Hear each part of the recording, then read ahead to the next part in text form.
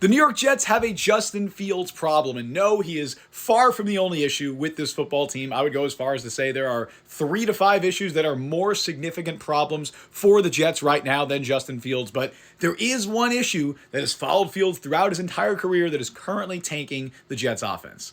Let's talk about it. I would argue that Fields has performed roughly at the level the Jets expected him to when they signed him in the offseason. We have seen the highs. That Steelers game I thought was maybe the best of his entire NFL career.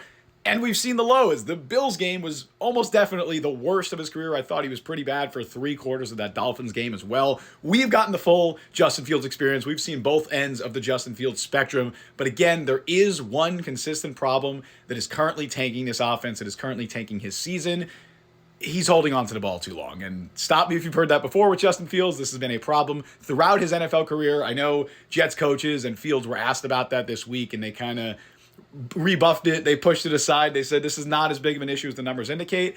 I disagree, and I think the numbers paint the picture of a very big problem for this Jets offense. Fields currently leads the NFL with an average time to throw of 3.27 seconds. Now, that's not shocking. Generally, if you're looking at the leaderboard of the guys who are at the top in average time to throw, it's going to be mobile quarterbacks. Guys like Caleb Williams, like Lamar Jackson is generally at the top of that list as well. But those guys supplement the negatives associated with holding onto the ball for a long time with positive plays, with explosive plays, with dynamic plays.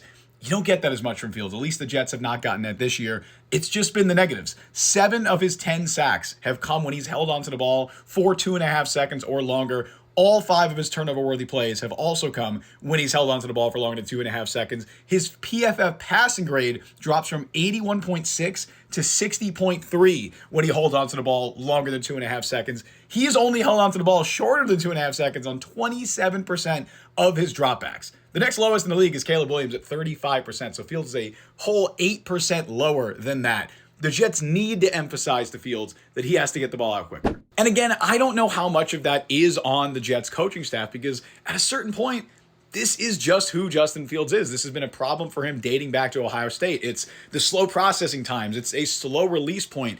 I don't know if there's a fix at this stage of his career. We're now in year 5, but if I was the Jets coaching staff, these would be the talking points. These would be the coaching points for the rest of the season. I don't think Fields has performed poorly necessarily, at least relative to his expectations, but I do believe there is untapped potential both for him and this Jets offense. Just has to get the ball out quicker.